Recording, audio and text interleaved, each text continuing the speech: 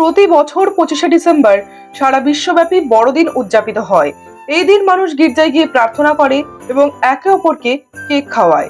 কিন্তু আপনি কি জানেন এই কেক কাটার প্রথা প্রথম কবে থেকে শুরু হয়েছিল? প্রথম দিকে বড়দিনে কেক কাটার প্রথা ছিল না। এই ক্রিসমাসে কেক কাটার প্রথা এসেছিল 16 শতকে। তার আগে কিন্তু কখনোই বড়দিনে কেক কাটা হয়নি। তারপর রুটি এবং সবজি মিশিয়ে একটি থালি তৈরি করা হতো, যাকে বলা হতো বড়ই পুডিং প্রথা।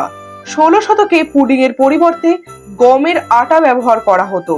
তারপর তাতে ডিম, মাখন এবং সেদ্ধ বড়ই ফল যোগ করা হতো।